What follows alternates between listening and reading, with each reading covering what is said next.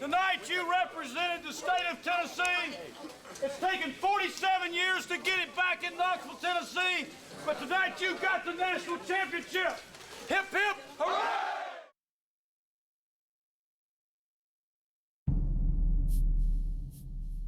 January 1, 1990, Dallas, Texas. On the sacred ground of the historic Cotton Bowl, the champions from the Southeastern Conference stood ready for battle. They all dreamed the dream that brought them to this battleground. They were the best and hoped to prove it. They had a desire to carry on one of college football's great traditions. No one knew on that day, but they were writing the first chapter of our story. What time is it? You know, it's football time in Tennessee. Kelly back to throw, throws the ball into the end zone, give him 6. To the 10, to the 5, touchdown, Pickens! And Bergdorf is blasted, and it was Leonard Little. Alabama coming with 3 down linemen. Manning throwing the ball deep down into the end zone. Touchdown! Final score, Tennessee 20, Florida 17. Tennessee had scratched, clawed, and fought its way to become champions of this conference. But lining up across the fabled Cotton Bowl turf were the Arkansas Razorbacks, champions in their own right of the Southwest Conference. 2 teams, 1 dream. The war was on. Blasting out from behind its huge offensive line, the Razorbacks were able to march the ball early against the Volunteers, but the defense was stingy when it mattered most. Suddenly, a speedy and immensely talented freshman defender stepped up to make a play. It was just one of many plays that would make Carl Pickens the defensive MVP of the game. But stop the tape.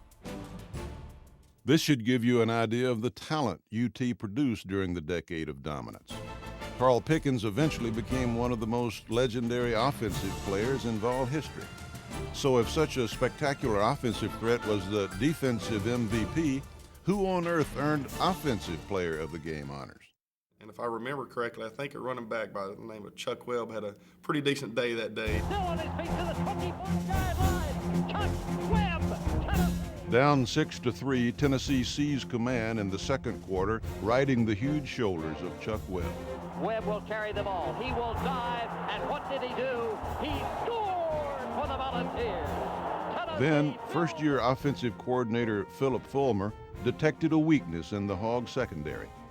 After a brilliant play-action fake, quarterback Andy Kelly uncorked a bomb to speedster Anthony Morgan. Complete at the 40, 35-30, 25-20, 15-10, 5, 4, 3, 2, 1. The Razorbacks were staggering. And here comes Chuck Webb. To protect the lead, Tennessee went to the ground game.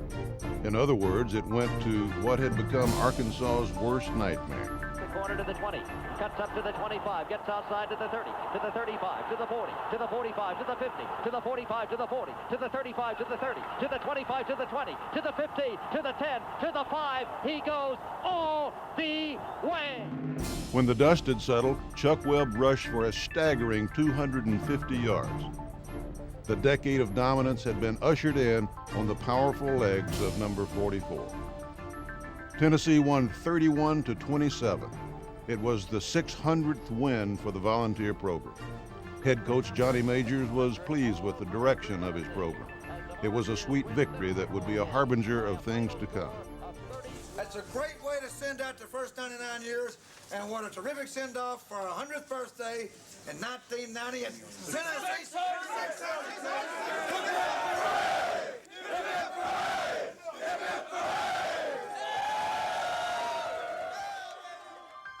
If there was one aspect that changed the face of Tennessee football in the 90s, it was the emergence of great leaders who lined up behind the center. Andy Kelly, the pride of Ray County, found himself at the dawn of the decade right where he always wanted to be. Kelly off play action to throw. When I was real little, everybody asked me, what are you going to do when you grow up, Andy? And my answer was always, I'm going to play quarterback for Tennessee. Kelly lived the dream, winning back-to-back SEC championships. Kelly's best asset, his unflinching ability to find a way to win. I just remember that Andy had this amazing ability to win football games. That you never thought you were out of a game with Andy Kelly. Watching Kelly's senior season from the sidelines was a young gun with wheels and a rocket arm to boot. His name was Heath Schuler. Schuler threw for over 1,700 yards in his first year of active duty. Touchdown! Big on! He blossomed into an all-conference quarterback in 1993. Schuler's best asset? He was a marvelous athlete. Many times the play went from bad to brilliant in the blink of an eye. Schuler wasn't the only all-conference quarterback of the decade, but he was the first. Peyton Manning didn't know he was next, but when the challenge presented itself, he was ready. Here comes Peyton Manning, making his entry as a quarterback for the University of Tennessee. He started 4 years and became one of the most prolific passers college football ever produced. By the end of his career, he owned nearly every school and conference record. So popular was Manning, the route the Volunteers take to the stadium each game day in Knoxville was renamed Peyton Manning Pass. Every time I'm back in Knoxville, I always drive by just to make sure the street's in good shape. It would seem difficult to continue the impressive run of quarterbacks, but T. Martin wasn't about to let the lineage end. He waited 2 years in the wings behind Manning. When Manning moved on to the NFL, T. Martin got his chance. All he did was lead Tennessee to a national title. He finished his career 22-3 as a starter and showed Philip Fulmer and Peyton Manning that they weren't the only Vols to put their names on the map. Literally. Andy Kelly was clearly established as Tennessee's starting quarterback when the Vols opened the first season of the decade in the Disneyland Pigskin Classic. While host Mickey Mouse drew the crowd's attention, the Volunteers' gaze rested on the Buffaloes of Colorado. This was the start of the program's 100 Years of Volunteers celebration, and Chuck Webb picked up where he left off in year 99. But Colorado had a response to the presence of Webb. The Buffaloes unleashed a hard-charging ground attack of their own. It was a tough indoctrination for Larry Lacewell, who was facing his first test as Tennessee's new defensive coordinator. Unlike previous defensive coordinators, Lacewell lined up the Vols with 4 down linemen in front of 3 linebackers. The alignment is commonplace today, but in 1990 it was revolutionary. Though many SEC schools used the 4-3 by decades in, Tennessee was the first. It was a baptism by fire for this new style defense, and the Vols fell behind 14 points to the Buffaloes. This edition of the Volunteers was stocked on offense, and it refused to give in to the eventual national champions. Wide receiver Alvin Harper sparked a comeback on a TD pass from Andy Kelly. Sophomore Carl Pickens refused to be outdone. Tennessee tied the game on a Chuck Webb plunge, and the comeback was nearly complete. Touchdown, Charles Webb! The Vols scored 21 points in just 10 minutes. Time ran out on the Vols and on Chuck Webb's final run of the day. Tennessee battled Colorado to a 31-all tie. It was a classic thriller that was but a hint of the excitement to come. Standing toe-to-toe with the Buffaloes put a swagger in the Vols' step going into the home opener against Pacific. Touchdown, Chuck Webb! That swagger quickly turned to a limp as the hopes riding on the back of number 44 were quickly dashed. Sophomore Chuck Webb went down with a career-ending knee injury. Now it will be Webb limping off the football field to the near side. Webb had told everybody that he'd never be carried off a football field. And so when he got hurt, we thought maybe, well, he just rolled his ankle or perhaps he had pulled a muscle. Tennessee won the game but lost a phenomenal tailback. Chuck Webb was as talented or more talented than any running back Tennessee's ever had. But he was always kind of a mystery. He was just an amazing character, but when he got the football, he could really do a lot of magical things with it. There's an old saying at Tennessee, those who stay will play. And Tony Thompson was one of those guys. He just kept staying around and staying around. When Tennessee traveled to Mississippi State, Thompson was finally the man. Hand off Thompson, big hole up the middle, breaks it to the 35, to the 40. Who says you can't measure heart? Under the blazing Mississippi sun, Thompson earned every hard-fought inch of his 248 yards. He scored! for the Big Orange. All the way. What a move. Tony Thompson, touchdown, Big Orange. Thompson's runs of 69 and 80 yards proved he could carry the load. But an ensuing play was about a load getting the carry. To the 25, to the 20, to the 15, to the 10. Who's got the ball? Bernard. Former offensive lineman Philip Fulmer was more than happy to make the call. Tennessee beat the Bulldogs 40-7. Only Chuck Webb had ever rushed for more yards in a game than Thompson did that day. It was an amazing story because you like to see great guys be able to get one of those Cinderella stories. From there, Tennessee ventured into the charged atmosphere of Jordan-Hare Stadium to take on the SEC's team of the 80s, the Auburn Tigers. With a tie, the only blemish on the Vol record, Tennessee came out razor sharp. With a 3-point lead, Andy Kelly found Alvin Harper just behind the secondary. Down and out, the pass is complete, pull down at the 40, to the 45, up to the 50. He turns it on to the 45, to the 40, to the 35. The 82-yard strike was the second longest in Tennessee history. To the 10, to the 5, to the 4, 3, 2, 1. The Tigers roared back to score 17 unanswered points, and suddenly the game was tied at 26. All hearts stopped as Tennessee lined up for a game-winning field goal. No good. No good. And that game really felt like a loss. I mean, the game was tied, and we're walking off the field, you know, getting stuff thrown all over us, and the Auburn crowd is going nuts with a tie. Just 5 games into the season, Tennessee had experienced 2 of the most thrilling and disappointing ties of all time. But disappointment would turn to elation soon enough. This was the seminal moment of what would become the SEC's great rivalry, Tennessee, Florida. Just the words boiled the blood of anyone from Knoxville to Gainesville, and this night started it all. The crowd comes alive. The Volunteers are ready. It's time, ladies and gentlemen. It's football time in Tennessee. An enthused crowd of 97,000 welcomed the Gators the only way Neyland Stadium can. I always want to look into the eyes of the opposition and see what they're thinking, because you got to be intimidated by it. It's a terrific thing. Rule number 1 in kickoff returns, never field a kick destined to go out of bounds.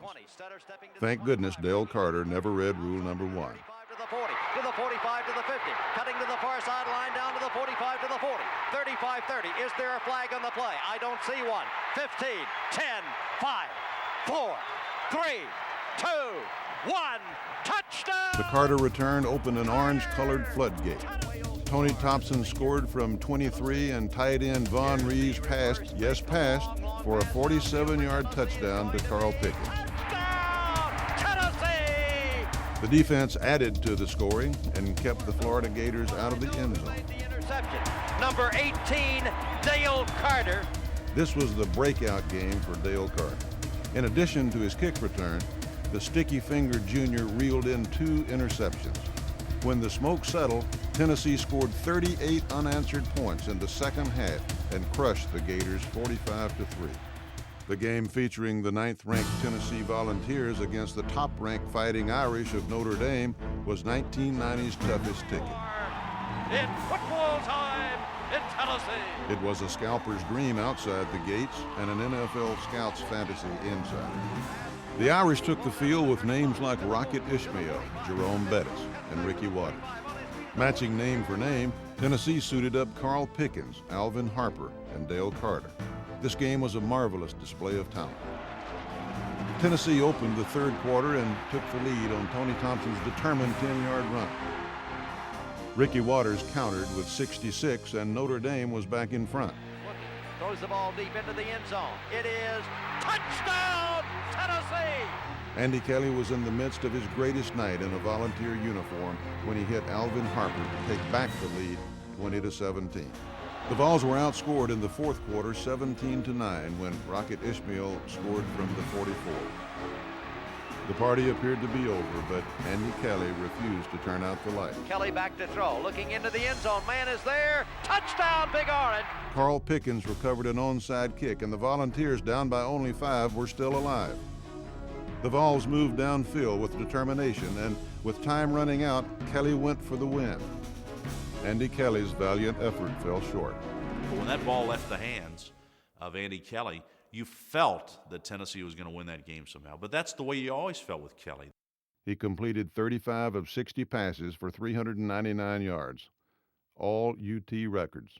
For the most part, that was probably one of my best games that I ever played at Tennessee. But then that last play is one of the most disappointing plays that I ever had in my Tennessee career, the last interception.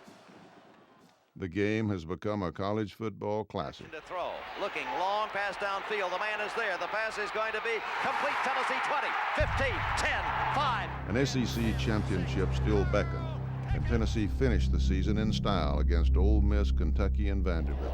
Kelly back to throw across the middle into the end zone. The victory against the Commodores sealed the Volunteers' second consecutive SEC championship. Tony Thompson scored 4 touchdowns and rushed for 236 yards against Vandy. He gained 1,261 yards that year. Many Vol fans would be surprised to learn that in spite of all the talented running backs the decade produced, only Thompson earned the first-team all-conference honor. The 1990 season came to a close on January 1st in New Orleans against former #1 Virginia. Tennessee spotted the Cavs 16 points before the blocking of guys like Charles McRae, Anton Davis, and Tom Meslinski began to open holes on the Sugar Bowl turf. With less than a minute to go in the game, Tennessee got the ball, trailing by 5. Andy Kelly engineered another show-stopping drive. In the fourth quarter, he completed 14 of 18 passes and finally wrestled away the lead. The quarterback is Kelly. The score 22-17. The dive, touchdown! Big Orange in the Superdome! It was Tennessee's first lead in the game. As Tennessee comes from behind. 1990 was in the record book. An SEC championship and a 9-2-2 record against one of the nation's most difficult schedules were points of pride for the Vols. The final AP poll placed Tennessee at number 8. Just a few months later, 3 squad members, Alvin Harper, Anton Davis, and Charles McRae, would be selected in the first round of the NFL draft. The 1991 season began on a Thursday night against Louisville on ESPN. The Vols returned veteran quarterback Andy Kelly, but all eyes were on junior sensation Carl Pickens, and with good reason. You know, Carl, I had confidence in Carl pretty much from the first day he stepped on campus. You know, it was obvious that he was going to be a special player. With Tony Thompson finishing graduate school, Tennessee looked for fresh horses to run the ball. If you're looking for horses, what better place to find them than Louisville, Kentucky? True freshmen Aaron Hayden and James Littleman Stewart both cracked the century mark. But it was Pickens who seized the spotlight. Pulls it down at the 32, to the 35, breaks outside 40, cuts back 45, at the 50, 45-40, 35-30, 5, 4, 3, 2, 1. Give him 6. Against Mississippi State, the Volunteers were forced to pull off another fourth quarter comeback. Give him 6. Andy Kelly rallied, again, with a last-minute toss to tight end Mark Adams. The long run of the annual Tennessee-Auburn rivalry drew to a close in 1991. This season, the matchup was between 2 undefeated teams. Kelly fired 3 touchdown passes. Carl Pickens was on the receiving end of 2 of them. Makes the catch to the 45. All you give him is 6 large ones. I get the touchdown pass and the yardage, and I should just give them all to Carl because I basically just threw them up. Give him 6. Lightning strikes twice. And Tennessee won 30-21. The most memorable game of 1991 was yet to come. The 1990 game with Notre Dame might have been a classic, but the 91 edition was one for the ages. There's never been a game like that I've looked at on TV or seen in person, and certainly been involved with as a player or coach. You know, it was an opportunity when we had to come out of the locker room. We saw those guys stand on the other side, and they were a lot bigger than us. And we just had to put it on the line when it counted. Touchdown Jesus looked on as the Volunteers fell behind early. Actually, falling behind is putting it mildly. Truth be known, the Vols were in a free fall. Andy Kelly, a great quarterback, hits the Notre Dame linebacker in the chest, and he runs it 55 yards back to the touchdown. I look up at 5 minutes going into the game. I said, for crying out loud, this thing could be 85 or 90 to nothing. You may, it's what goes through your mind sometimes. Then I got my mind back on the business. We finally get a touchdown. Corey Fleming catches one. I think cuts it to 21-7. Leading 31-7, the Irish were driving for more when the Vols came to life. Gary kicked the field goal. Next thing I know, I heard a cheer from my fans, and I looked up, and Floyd Miley was on his way to the end zone. To the 45, to the 40. Floyd Miley can fly. Floyd Miley has the ball at the 50. The play was just the spark the Volunteers needed. All the way. We blocked it and ran it back 81 yards. I was so ecstatic. People say I came in and flat-footed onto the table and said, we're back in this game. And I was all helped up because double scores. We were only 14. They were big time 31, but that looked better than 34-7. I think that gave us a little bit of momentum going into halftime, something we had to have. Johnny Majors came back in the locker room, and head coaches and position coaches got together and said, hey, we need to pull this out. It's embarrassing. And none of the players really panicked. None of the coaches really panicked. We stayed calm. We said, hey, let's stick to our game plan. Let's stop being good to these guys. Let's stop turning it over. And let's get this claw our way back in. Let's give ourselves a chance to win it at the end. And that's what we did. We came out the second half. We didn't turn it over. We converted some fourth downs when we had to. And we made some big plays. Andy Kelly regrouped the offense and directed 3 critical drives. Tight end Vaughn Reeves got it started, and Aaron Hayden pulled Tennessee closer. And White pitch will come to the tailback. This is Hayden at the 5, at the 4, at the 3, at the 2, at the 1. You know, once we got back in within striking distance, hey, we're going back to, just like the year before. We're going toe-to-toe with Notre Dame, and you know, let's just see who wins it, who can make the plays at the end. The comeback was complete when offensive coordinator Philip Fulmer called the critical play. Safety blitz back to throw is Kelly. Kelly throws the ball full down at the 35, down to the 20, down to the 15, down to the 10, down to the 5, down to the 4, down to the 3, down to the 2, down to the end zone. Touchdown, Aaron Hayden with a sensational call. You know, we talked about it on the sideline. Hey, when we get it back down in that area, don't be surprised when we call the screen. And they reminded me, I knew that was a good call against that, but Coach Fulmer reminded me, said, hey, if they blitz, don't check out. That's a good one. I was like, yeah, I know, Coach. Hopefully they will blitz on it.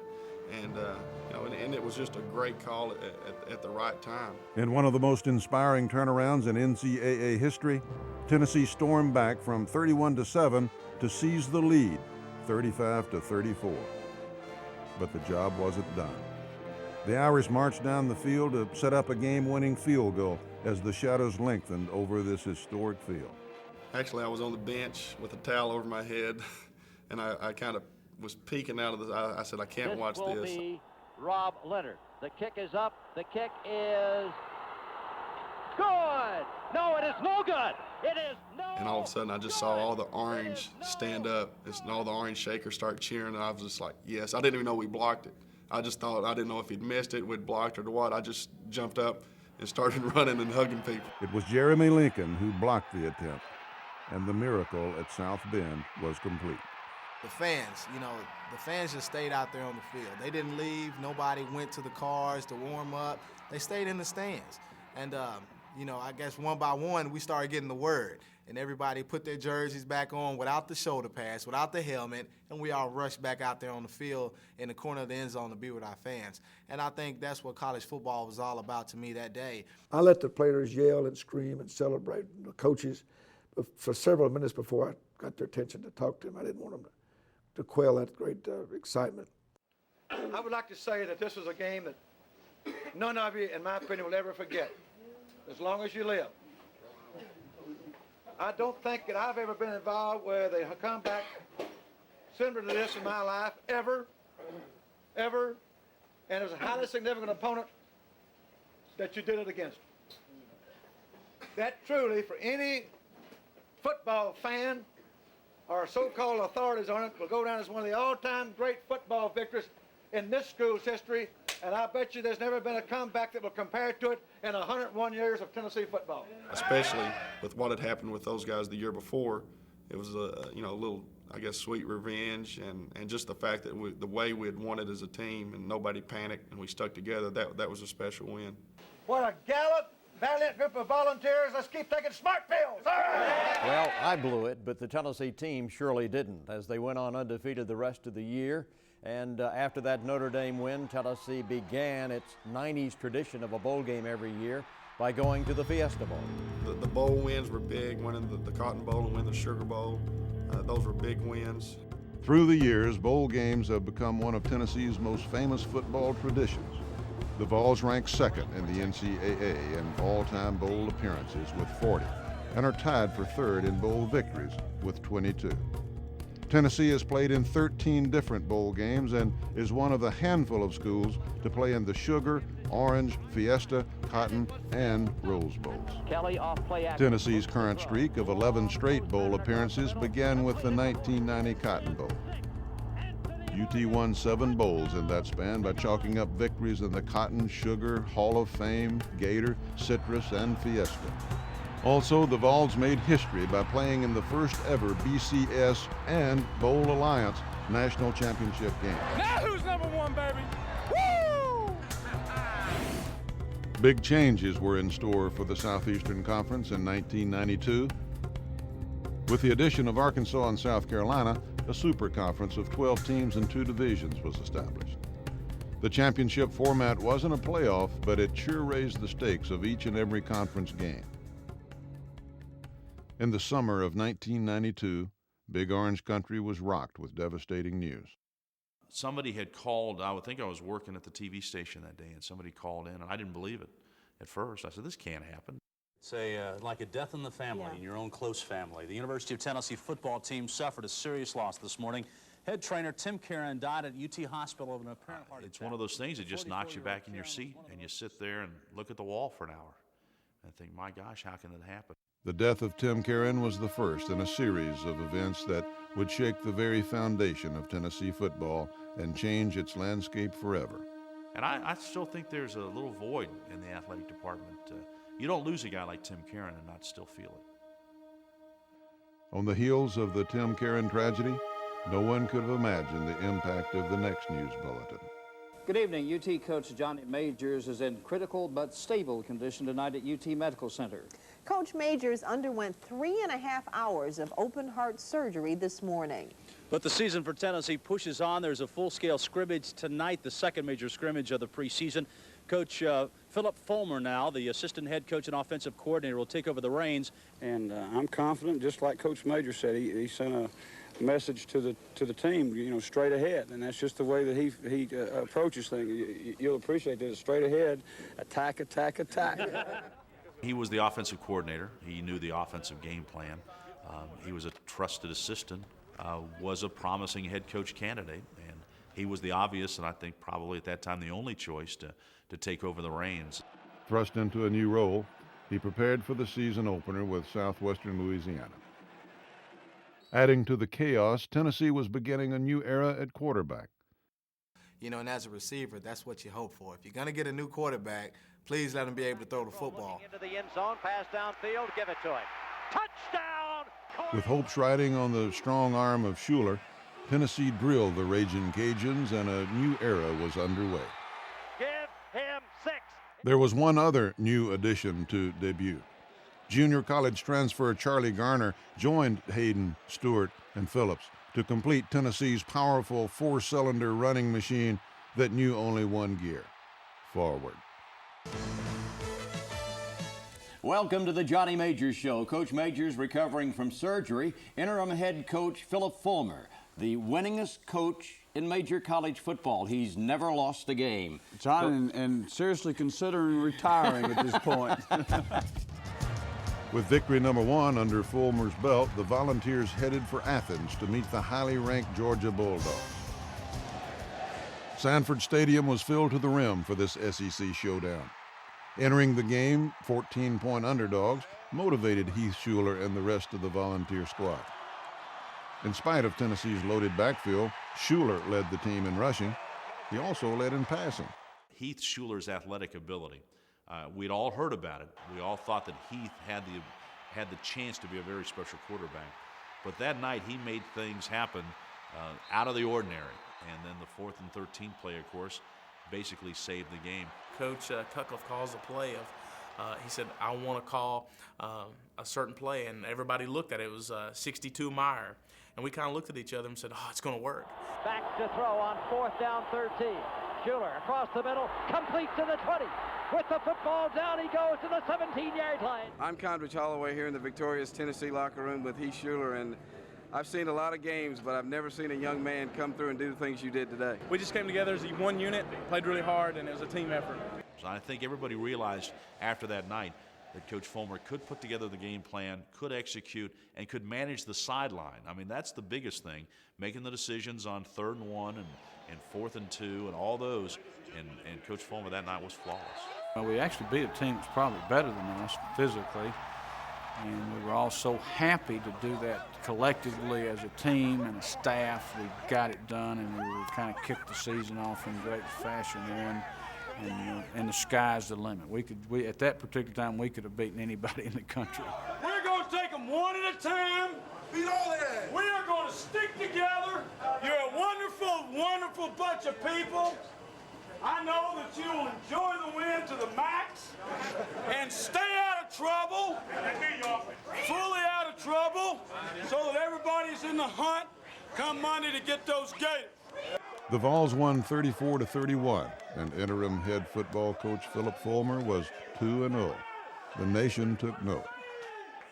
And the people here in Knoxville are beginning to talk that once Coach Majors does come back, they may lose you to another institution of higher learning as a head coach. Honestly, I've always dreamed of leading a team through the T, and been through it as a player, been through it as an assistant coach, and it was sincerely one of the biggest thrills of my life to have a chance to do that.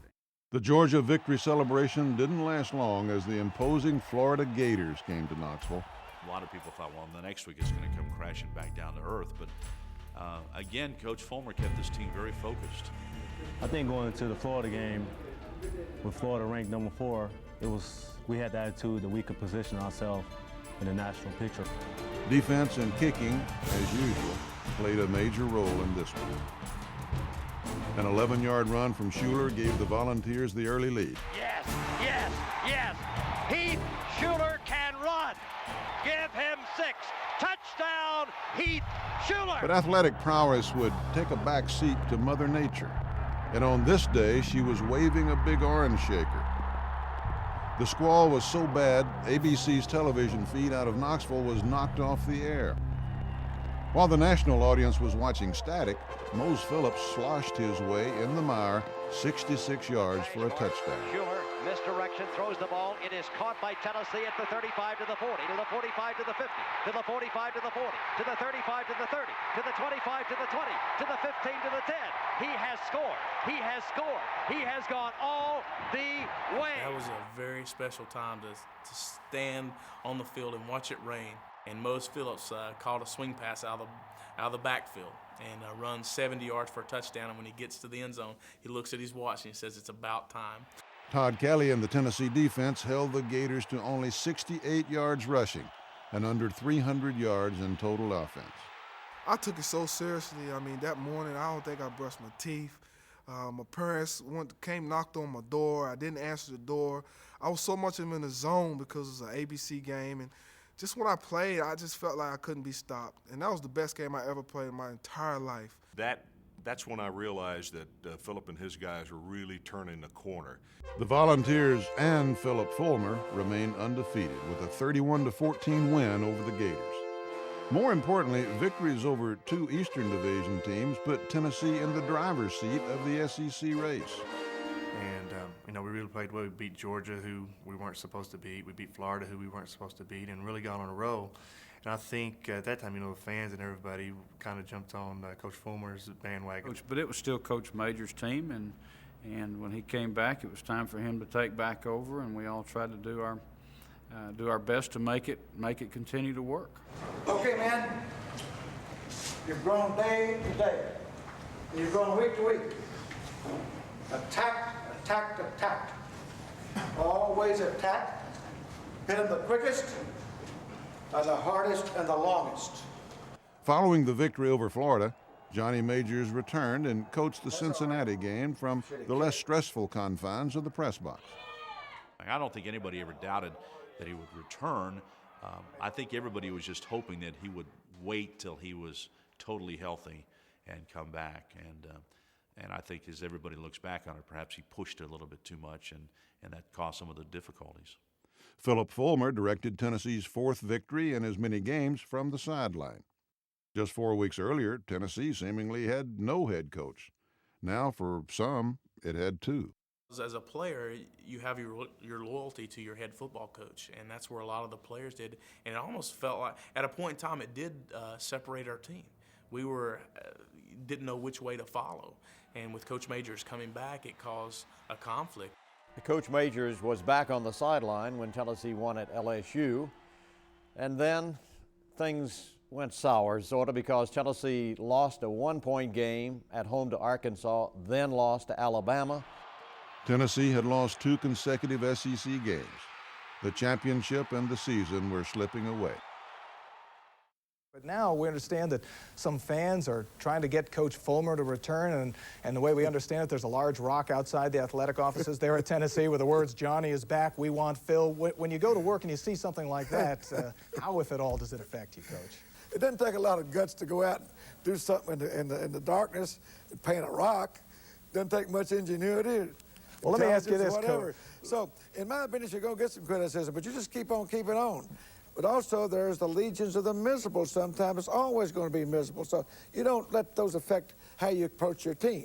All right. Well, we appreciate your time today and wish you the best of success on the football field and off with your health, Coach. Thank you very much, Thanks for the Paul. time, and good luck at Okay. South Carolina next week. If the Vols were to meet the Western Division champion in Birmingham, they had to win out. Conference newcomer South Carolina had other ideas. Down by 7 with 2 minutes left in the game, Heath Shuler hit Mose Phillips out of the backfield and watched one of the great runs in Tennessee history. The ball, it's pulled down, yanked down by Mose Phillips, who makes the catch at the 45, down to the 40, down to the 35, down to the 30, 25, 20, 15, 10. He carries the ball all the way for what? Touchdown! Big on it! Tennessee pulled to within 1. In 1992, overtime wasn't an option, and for a team on a 2-game losing skid, neither was a tie. Fighting for the yardage, he did not make it. But the Gamecocks stopped the Tennessee team.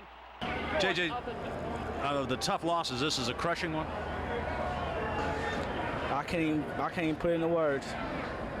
I can't put it in words at all. It's very demoralizing. And when Majors came back, I mean, it was a different kind of attitude. And I think that affected the outcome of those 3 ball games that we lost. The losing streak had reached 3, and all was not well in Big Orange country. It was kind of a situation for Johnny that wasn't that good. And, hey, you know Tennessee football around here, you know, we could take 1 loss, but 3 in a row, it's going to be some changes. The Volunteers had an open week to contemplate the future. For some fans and alumni, the future looked brighter with Philip Fulmer at the controls. His early season success made a lasting impression. Most didn't realize it, but the die had been cast. A coaching change was imminent.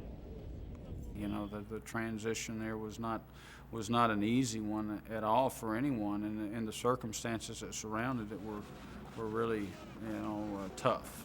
I think it made me very guarded. Some of the things that happened and some of the things that were said at that particular time. It was a very gut-wrenching situation. I think at first when the news broke in midweek, nobody really believed it, that it could happen. I mean, here's Johnny Majors. You can't do that to Johnny Majors, but suddenly it turned out to be true. And the press conference in Memphis that night, I think a lot of people were still having a hard time believing this was actually happening. The night before the Memphis State game, head coach Johnny Majors called a press conference. I am, effective December 31st, 1992, relinquishing all my duties connected with the University of Tennessee. Since the early days of watching my dad, the late Shirley Majors coach, I developed a very competitive spirit concerning football. I played hard, I coached hard, and I demanded a lot of myself and those who surrounded me. Sometimes in the heat of battle, I've occasionally said things that upon reflection I wish I hadn't. But that's been my style, and it has brought me more success than failure. The following day, a sellout crowd packed the Liberty Bowl to witness an emotional game. But emotions overtook many before the kickoff. You had a few guys that broke down and cried, in that meeting, and Coach Majors was one of them. I think you've thought about it. Have a good time today. Play because you love it. There's a lot of you love it. I think you wouldn't be out there working as hard as you did in practice. You don't get to play forever in football, and I'll tell you this. If I could have played football till I'm 57 years old, which I am right now, I'd still be playing. Still be playing, because it's the greatest experience I think I ever had when I was a player. So enjoy it while you can. Knock the hell out of people with a smile on your face and a good tough jaw and a good look in your eye. I don't mean smile on your face every play, but I mean enjoy it. And carry the fact that they're going to be keyed up. Well, I think we will too. Carry the fact to them, keep there all day long. If you do that in football and life, you can always walk around with your head up, your eyes alert, and you're also going to win a lot more when you lose. Think about it. Captains, you can report. You know what we're going to do, right?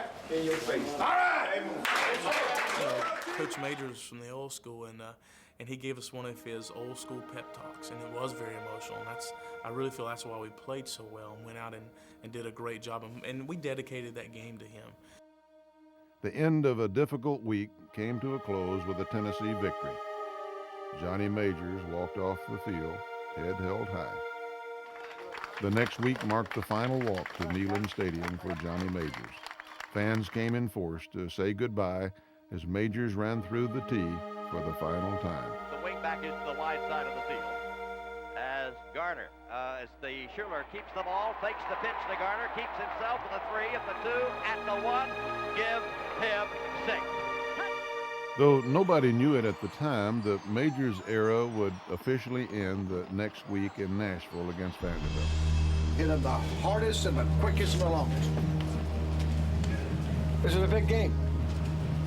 Big game. Your last one of 1992 in the regular season, it's a big-time game. 22 points were scored in the fourth quarter to ensure Johnny Majors would walk off the field victorious in his final game as Tennessee's head coach.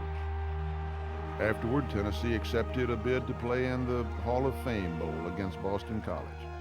During bowl preparations, Majors announced he would not lead the team in the bowl game. John, this is my last TV show at the University of Tennessee, and I want to tell you that there have been a lot of thrills. It's been some tough times to come in here on Sunday morning sometimes after a loss and a very disappointing Saturday and try to suck up your breath, you know, and take a deep breath and suck up your guts. But the public out there was waiting to see what we were going to talk about and also what was going to be about the future. You've always had a smile on your face. Not always. I don't think so. When you have a legend, and I don't care what sport it's in football, you want to see them go out on their own terms. When I was growing up, he was University of Tennessee football. It was Coach Majors. But there's still some hurt feelings. There's still some people that had trouble dealing with how the whole scenario played out. You know, many times in a family situation, you know, the family, they bicker and go their different directions, but let somebody challenge the family, and then we all bond together. And I think that's very much what happened at that particular time. I'm still kind of sad that Coach Majors right now is not a part of Tennessee athletics, Tennessee football, because deep down in my heart, I think he should be. There was no need to conduct a search for Tennessee's 20th head football coach. Obviously, this is a very exciting time in my life. It's something that I've always dreamed of doing, having the opportunity to coach at the great University of Tennessee. I think this is a very unique time in Tennessee history, and it's time for togetherness as a Tennessee family. Philip Fulmer's bloodline is pure Tennessee. This is my school, and I truly do have a love and a passion for it. The Winchester native was a tough-as-nails offensive lineman on the volunteer teams of 1969 through 1971. His teams posted a 3-year record of 30-5. When he hung up his cleats, his coaching career began on the Knoxville campus. In 1980, after stints at Wichita State and Vanderbilt, he returned to Tennessee. Fulmer worked his way from line coach to offensive coordinator before taking over as interim head coach. Against Boston College in the Hall of Fame Bowl, the word interim was forever removed from Philip Fulmer's title. With the cloud of uncertainty lifted, the team played loose and had fun. Holy cow, what a first play!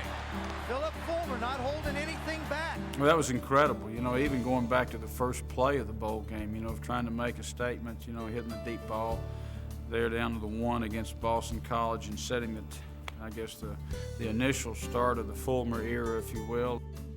Heath Shuler was never better. As usual, the team ran the ball, but the game plan that day was a strong hint that in the year to come, the pigskin would be logging plenty of frequent flyer miles. Shuler received the MVP trophy and Coach Fulmer the Gatorade shower as Tennessee beat Boston College 38-23. The Fulmer era was off and running. The momentum was built back up once again. I think that's what took it forward. You know, that flag that we were carrying, these guys are taking that flag and carrying it on. With Philip Fulmer at the helm, longtime assistant coach David Cutcliffe was promoted to offensive coordinator. Cutcliffe had coached quarterbacks for 3 seasons, and Heath Shuler's boundless abilities were enticing to the man now in charge of drawing up plays. We had an offense. It wasn't out there to move the ball. It was out there to score every play. I mean, that was the approach that we took, and we did, you know, a lot. You know, we had a lot of big plays. I guess it was probably one of the most multi-set teams. We could run the 5 wide receivers in the game, and the very next play run the option. Tennessee opened the 1993 season at home against Louisiana Tech. The new offensive style did not go unnoticed by the Texans. Junior Heath Shuler fired 3 touchdowns, and the Vols roared to a 50-0 opening night win.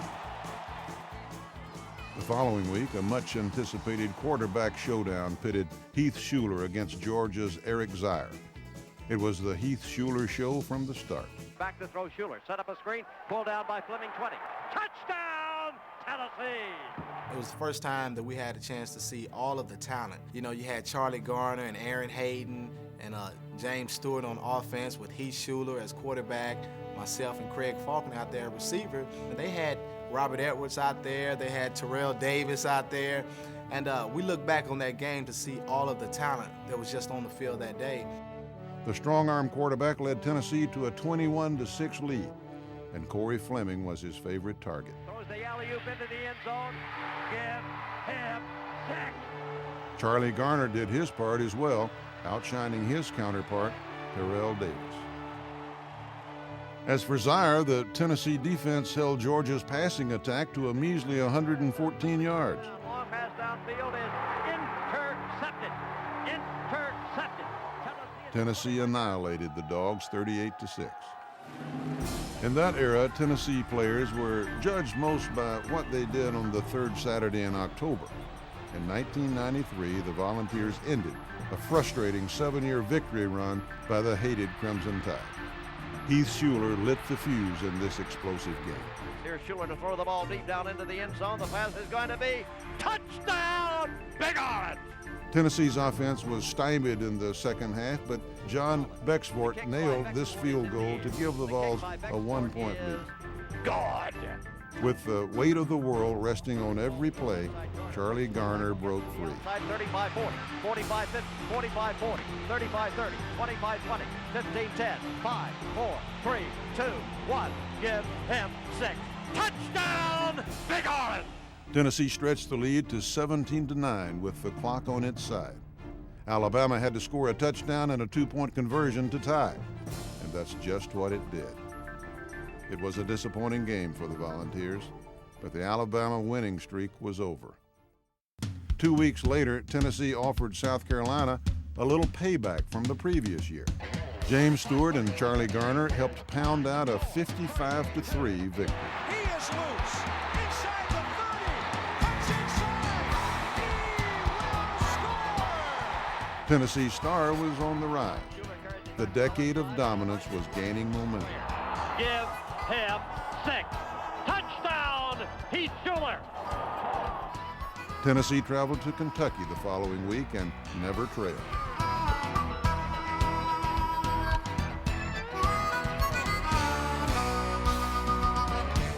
Charlie Garner ran over, around, and through the Wildcats for 186 yards. 48-0 was the final damage. Volunteers running to the left side. Touchdown, James Stewart! In the regular season finale, Tennessee beat Vanderbilt 62-14. It was the last time the Volunteers would play a game at home on artificial turf. Give to Garner, starts right, cuts left. 5, 4, 3, 2, 1 out. Touchdown, Tennessee! Afterwards, the Vols accepted a bid to play Penn State in the Citrus Bowl. The talk during the preparation for the game swirled around Heath Shuler's future. The junior quarterback had to decide whether to return for his senior season or declare for the upcoming NFL draft. The press couldn't wait for the answer, and the madness in Orlando was stifling and distracting. On January the 1st, 1994, Tennessee jumped on Penn State for a 10-0 lead. But the Nittany Lions overpowered the Vols for 3 quarters to win 31-13. For fans, the question remained, what would Heath do? Philip Fulmer had another question. Why did his team get physically whipped? One man had the answer. John Stuckey developed a reputation as one of America's premier strength and conditioning coaches. Now hired to beef up the Vols, he was given carte blanche by Philip Fulmer to do whatever it would take to ensure Tennessee could stand toe-to-toe with college football's elite. Fulmer's decision to hire Stuckey was good news. Heath Shuler's NFL decision was not. The real proving ground is the NFL. That's why I've decided to move on and declare my eligibility for the 1994 NFL Draft. I'd made a commitment to myself that if I ever got a chance to play in the NFL, that's what I'd do. But I knew that I wanted to do what was best for my family and do some things that they had never been able to do. Tennessee made a name for itself around the NFL during the decade. More alumni went to the NFL in the 90s than at any other period in school history. The number of Tennesseans on NFL rosters ranked among the top of all college programs. Tennessee had 50 players taken in the NFL draft during the 90s. An astonishing 14 Volunteers were picked in the first round during the decade. I think that's the important thing, or the big thing about Tennessee, is year in and year out, they have legitimate, good, top-notch football players come through this program, and that's why there's a lot of scouts and personnel directors come down here every year.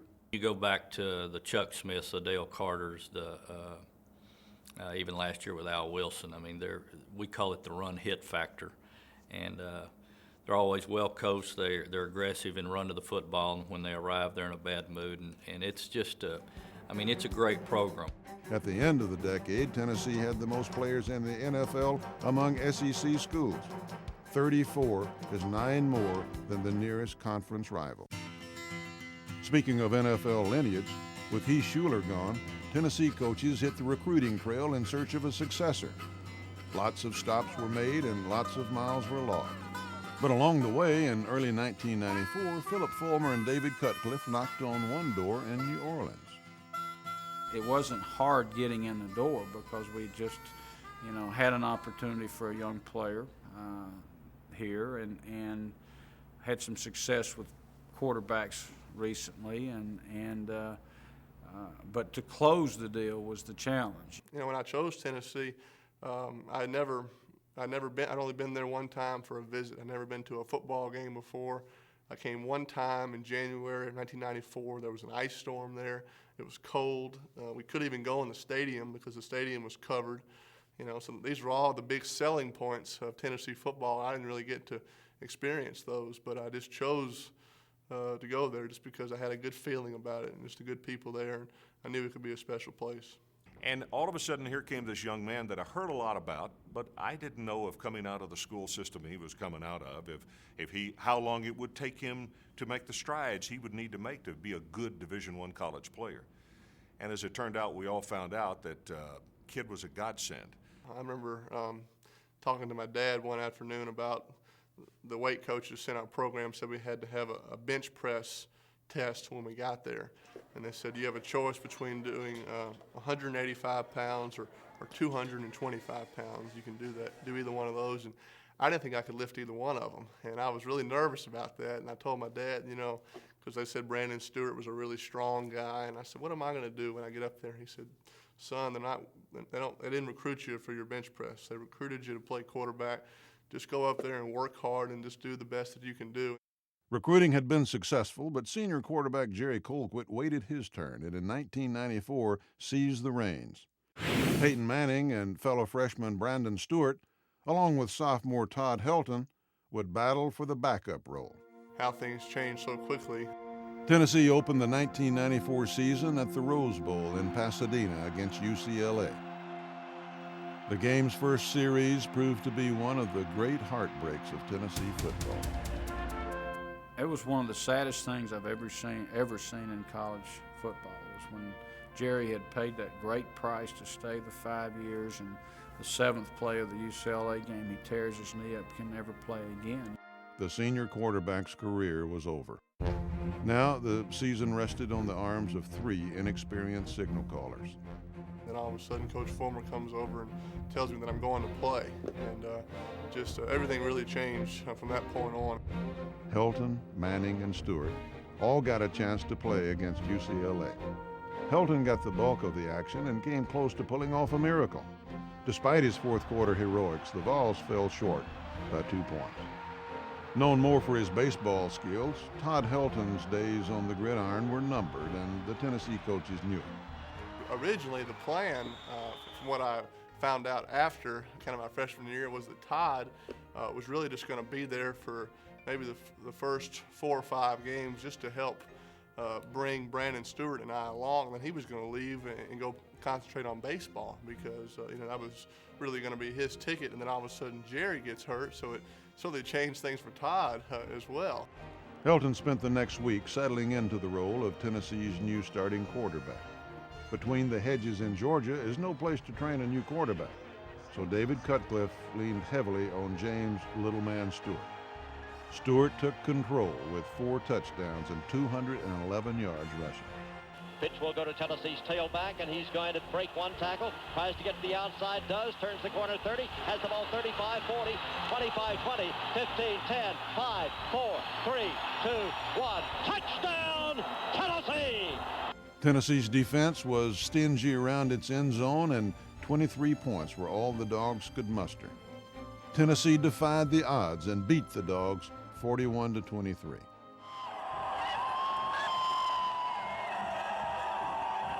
The following week, Neyland Stadium was primed and ready for the home opener against number 1 Florida.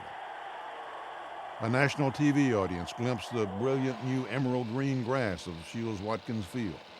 Groundskeepers worked diligently all summer to ensure the field was the best in America. All agreed it was a job well done.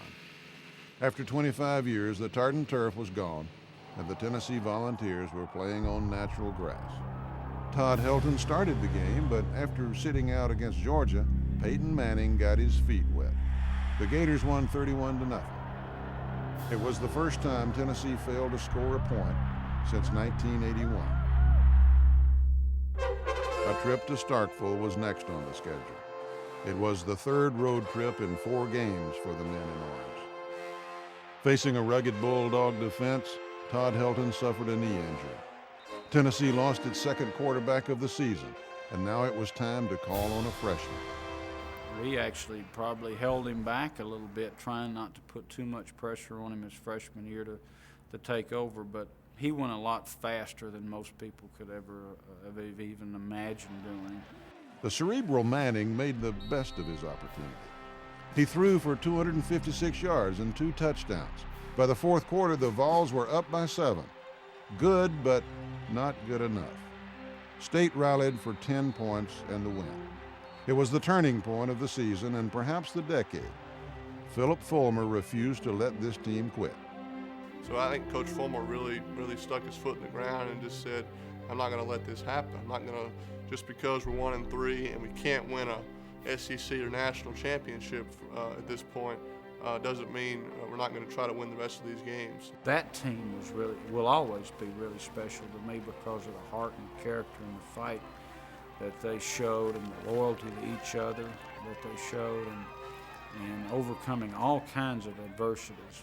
Because those tough times, if you handle them right and you go through them and you make it, lays the foundation to build your house on, and that's kind of what we were able to do. We're 1-3 going in to play Washington State at home, who, like I said, had the #1 ranked defense. You lose this game, you're 1-4. Tennessee's not supposed to be 1-4. That just doesn't happen. Peyton Manning earned his first start the next week when Washington State came calling. Philip Fulmer was anxious to see what effect his pep talk had had on his troops. This will be Phillips. Phillips breaks one tackle at the 34, at the 29, to the 30, to the 35-yard line, and he just keeps ramming and pounding and carrying defenders for a gain on the play of 13 yards. The Cougars sported the nation's top defense, and Tennessee matched them blow for blow. The offense produced only 229 yards, but 62 of them couldn't have come at a better time. The reverse on a pitch.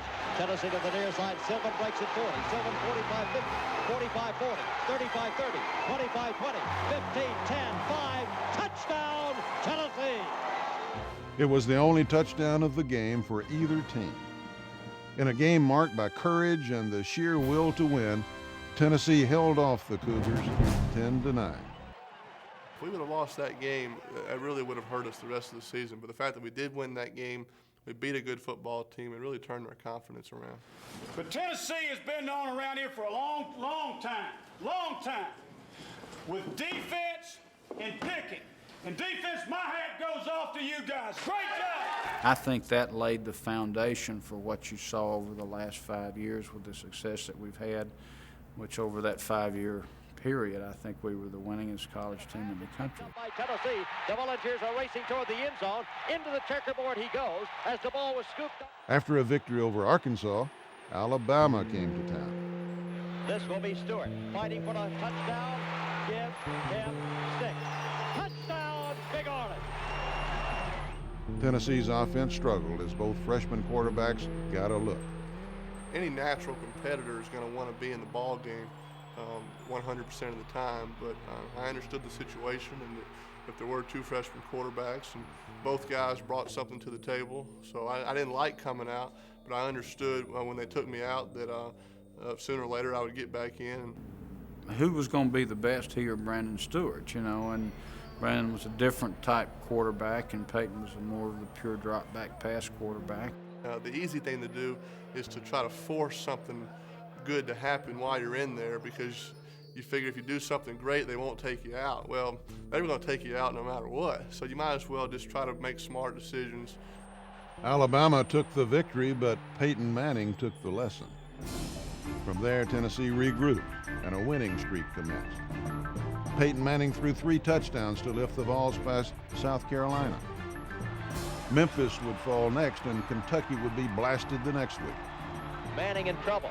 Manning rolls to the near side. Looks for the football. Could run with it. Manning at the 10. 5, 4, 3, 2, 1.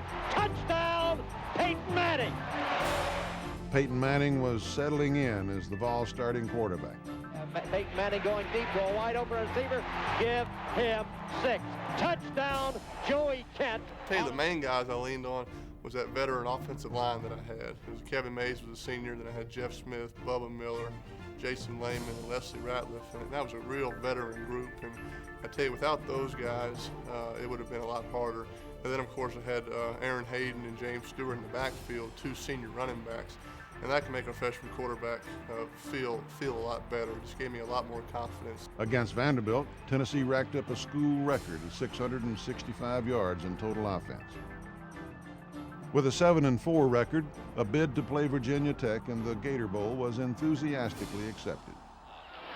Manning, play action, back to throw, long pass, man wide open. Can he make the catch? Oh, what a diving catch! Complete, Joey Kent. Joey was a guy I can remember as a freshman when we were out there throwing in the off season, and coaches are not allowed to be there. And they would ask me who looks good out there. I just said, this guy Joey Kent, he can go out and get the ball.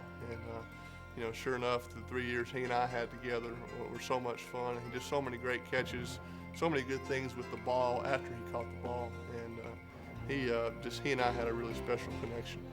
This bowl game had a familiar feel. Because of construction at Jacksonville Stadium, the contest was moved to Gainesville. Gator fans couldn't have been pleased to see a checkerboard end zone painted in their beloved swamp. The Big Orange dominated this 50th edition of the Gator Bowl. James Stewart ended his Tennessee career as the all-time leading rusher and ran for 3 touchdowns. Tennessee used a quick strike attack, scoring 35 points in the first half. Peyton Manning finished his rookie campaign hitting Marcus Nash for a score. Tennessee, this will be Manning throwing the ball deep downfield to a man who races into the end zone. Give him 6. Touchdown, Marcus Nash. Tennessee weathered a difficult year with an 8-4 record and a Gator Bowl victory. It set the stage for some big years ahead with Peyton Manning at the controls. Since the departure of Larry Lacewell after the 1991 season, journeyman coach Larry Marmie had been coordinating the defensive assignments. When Marmie announced his departure after the Gator Bowl, Philip Fulmer looked for a replacement. Rather than search the country on an extended quest, the head coach took a walk down the hall of the Neyland Thompson Sports Complex. The door he knocked on was that of linebackers coach John Chavis. He's a very intense guy. He loves to attack the ball, and that's, he wants guys out there that's going to give it their all. He's one of those guys that's going to give his all in coaching. Like Fulmer, Chavis was described as a player's coach, but outsiders criticized the hire. Philip Fulmer never wavered in his trust or belief in John Chavis. During the 90s, Chavis adopted a style more reminiscent of a NASCAR event. Speed became the driving force on his defense. That's what our motto is, speed kills. We pin our ears back and we go straight to the ball. 2 newcomers arrived on UT's campus the summer of '95, and for John Chavis, they were the very embodiment of his defensive philosophy. They were Leonard Little and Al Wilson. Little arrived after an All-American stint in junior college and was the strong, silent type. Wilson came direct from the Tennessee high school ranks. Al, too, was strong, but silent? Forget about it. Y'all bring it today. Bring it, dog. Let's set the tempo, baby. LB, 1, 2, 3, LB. It's money time, dog. It's money time. No mercy. Wilson's and Little's delivery of size and speed signaled the start of a whole new brand of Tennessee football. Eventually, both earned All-America honors. But their teammates would tell you physical ability was only part of the story. A love of the game and love for Tennessee forged their winning attitudes. He always had that look in his eye. I don't care if it was Tuesday or Wednesday or Saturday game day. Always had that look in his eye. And he insisted that his teammates play hard, and you could see it rub off. Just really worked hard that off season during that spring training to really become more confident. Felt I got a little bit bigger, a little bit stronger. My release got a little bit quicker. When he hit his sophomore campaign, he was a full-fledged quarterback that you could do anything in the world with. The band has become a 50-yard corridor. The Volunteers come racing onto the football field, and wherever you listen, ladies and gentlemen, it's football time in Tennessee. This game was truly a classic. The Bulldogs took the opening kickoff and drove 80 yards. Tennessee answered that charge with its own 80-yard drive. May come with a blitz. Here they come. Manning senses it. In trouble. Rolls to the right side. He's going to run with the football. 5, 4, 3, 2, 1. Give him 6. Touch. Peyton Manning scored from the 8, and the game was tied at 7. Tennessee took the lead in the second quarter. This is Manning rolling out to throw. Dumps the pass into the end zone. Give him 6. Then Manning back to throw, looking into the end zone for the post route. Touchdown, Big Orange! That play was absolutely beautiful. Slowing Georgia tailback Robert Edwards was no small feat. And when he limped off the field in the second half, the complexion of the game changed. The Dogs were now one-dimensional. Defensive coordinator John Chavis sent his charges after Georgia quarterback Mike Bobo. The defense, led by Shane Burton and Terry Fair, was relentless. But Georgia tied the game late in the fourth quarter with a 34-yard field goal. Deadlocked at 27, Peyton Manning mounted a drive with a lot of help from junior tailback Jay Graham. Dumps it out to Graham, makes the catch at the 35, to the 40, breaks the tackle, 45, has the ball 50, 45, 40. Graham with the ball rolled out of bounds as he gets... With 10 seconds remaining, freshman Jeff Hall got the call. It will be Jeff Hall attempting the field goal, 35 yards. Kick is up. Did he make it? The crowd tells you. Georgia! Tennessee 30, Georgia 27. Tennessee beat Georgia 30-27 on Hall's third field goal of the night. Hall knew from the start Tennesseans expect a great kicking game. General Neyland's game maxim says it all. Stress the kicking game, for that's where the breaks are made. Two different place kickers were four-year starters at Tennessee in the 90s. 8 years of Tennessee football were covered during John Bexvort's and Jeff Hall's tenure. Bexvort will be remembered for setting an NCAA record for consecutive PATs without a miss. He also added the 35th and final point to the miracle at South Bend. But when you speak of clutch performances, Jeff Hall's name will always be mentioned. Tennessee's national championship run in 1998 would never have happened without the exploits of Hall. And the game winner in 1995 against Georgia was only the start. The following week, Tennessee learned a painful lesson at Florida Field. It ain't over till it's over. In the first half, Peyton Manning and the Volunteers were unstoppable. On the first play of the game, Manning set the tone. Pass downfield, a pass complete. Manning off play action is ripped as he throws the ball into the end zone. Touchdown, Tennessee. Stepping up, looking, he's in trouble. He fumbles the football. It has been picked up by Tennessee at the 45, to the 40, to the 35, to the 30, to the 25, to the 20, to the 15, 10, 5. Tennessee raced to the locker room at halftime, leading 30-21. Then it was Florida's turn. A pouring rain soaked the swamp, and the Gators scored 41 points in the second half. Manning wants to go deep, has a man out there at the 15, touchdown Tennessee. Game 6 of 1995 found Tennessee playing in Fayetteville against Arkansas.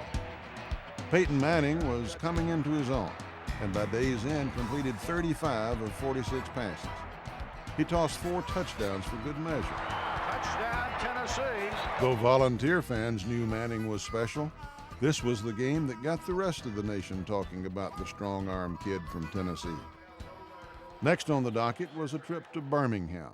At the time, of course, Tennessee had not beaten Alabama in 10 years. It was a huge game for us going in.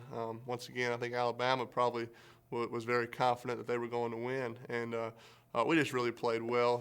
Tennessee wasted no time proving the so-called Alabama jinx was over. I guess it was probably during pregame warm-ups when Coach Cutcliffe came over and told me we're going to start out the game with it was called 660 bass. That was the name of the play. That was the signal, like you were fishing. I can remember that today. So we're going to start out the play with 660 bass, and I said, sounds great to me. This will be Manning. Back to throw. Across the middle, pass complete. Ball down at the 35. Just kind of watching him. I see him make the cut and just kind of thinking, well, maybe he has a chance. 30, 25, 20. Well, he's really going to have a chance now, and I start speeding up a little bit. All he did was score. Joey Kent. Touchdown on play number 1. Just it was a great atmosphere to start, but when all of a sudden you hit that play, it was that's a feeling I'll never forget. This will be Graham. No, it's Manning on the naked handoff, reverse to the left side. Nobody even knows who's got the ball except Peyton Manning. He's got the ball, and where is he? In the end zone for 6.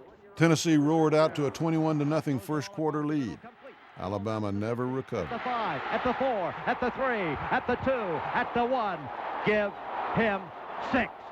Jay Graham clinched it when he dashed 75 yards for the knockout punt. 35-40, 45-50, 45-40, 35-30, 25-20, 15-10, 5. Yes, he went all the way. Tennessee erased years of frustration at the hands of Alabama in just one wonderful night. Tennessee 41, Alabama 14. We hadn't beat them in forever, and to finally beat them, that was our biggest win of the year, I think. I remember how badly I wanted to win that game, not necessarily for me, but for the seniors and for some of these people that have been around this game for so long. That was important to me, and so when we did it, and then we stayed after on their home field, which you're not really supposed to do, and had a little celebration there. That's just a game that always I'll kind of remember. The floodgates had opened. The Volunteers hit their stride and were clearly one of the best teams in the nation. Back to throw, looking across the middle, pass is complete. Joey Kent pulls it down, has the ball at the 35, to the 30, to the 25, to the 20, to the 15, to the 10. Pass going deep, man wide open. That's Kent at the 35, 30, 25, 20, 15, 10, 5, 4, 3, 2, 1, 6. Touchdown! They got it! At 10-1, the Vols accepted a bid to play 11-1 Ohio State in the Florida Citrus Bowl. In a rain-soaked contest, the Buckeyes scored first. In the second quarter, Ohio State was ready to punch in another score on 4th and goal. It will be 4th down. Ohio State going for the first down. Movement. There's a man in motion from left to right. Here's the give to George. I don't know, sir. I do not know. Tennessee pounds him at the line, and it was Bill Duff at the bottom of the heap. He did not make it. I think that's really what turned around the game. You know, turned around our defense, got the offense going and everything, and really, you know, we had a lot of fans down there, really got the crowd into the game. The Ohio State lead was 7-0, but not for long. This is Graham lumbering forward, breaks it free. This is Graham to the 45, to the 50, to the 45, 40, 35, 30, 25, 20, 15, 10, 5. Touchdown, Tennessee! In the third quarter, Peyton Manning directed Tennessee for another score. Makes the catch. Touchdown, Tennessee! Give him 6. Tennessee won 20-14. That was an emotional win for us and stuff, and especially for the seniors closing out the year like that. Just like the 1989 season, Tennessee won 11 games. This time, the Vols finished ranked 2nd in the country. And I think after winning that game, that magnitude, you know, I mean, it was two top 5 teams playing, and us winning, I think that gave confidence to the guys that were still here, the younger guys that say, hey, you know, we can be part of something special. I don't know anywhere in the country that there's a more exciting 15 minutes, sometimes it takes that, to make that short walk to the stadium.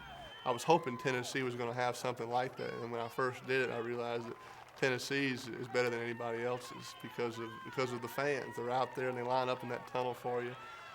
You know, walking down the street, and the band would start playing, and then the crowd would sort of dead end, and you'd have to turn, and that was always my favorite part of the walk. And every time I got to the end of Yale Avenue to turn onto Stadium Drive, I always want to go back and get back in line because the players were so spread out. I always wanted to get back in line. The 1996 season opened with the expansion of the north end zone at Neyland Stadium. The new upper deck helped jam a record crowd of over 106,000 for the season opener. The night also was a celebration of the 75th anniversary of Shields-Watkins Field. The Volunteers made sure it was a night to remember by rolling to a 62-3 victory against UNLV. The Volunteers set another record for attendance the following week when UCLA came to town. It was 21-13 when Terry Fair stretched the lead. Fair 45, Fair to the 50, to the 45, to the 40, to the 35, to the 30, to the 25, 15, 10, 5. The Bruins rallied, but Peyton Manning put away the game. Here goes the give and go round downfield, complete. 35, 30, 25, 20, 15, 10, 5. Touchdown, Joey Kent. Tennessee beat the Bruins 35-20 in another memorable clash. Florida came to Knoxville the third week in September, and another attendance record was shattered. But it wasn't just a Tennessee record. 107,608 was the largest crowd ever to witness a college football game. To the 25, to the 20, to the 15, 10, 5. In the game, Peyton Manning threw for a school record of 492 yards and 4 touchdowns. Joey Kent became Tennessee's all-time career pass receiver. Tennessee fell behind early, and its comeback bid fell short. Florida won 35-29. But barely halfway through the decade, it was the last time the Vols would lose at home in the 90s.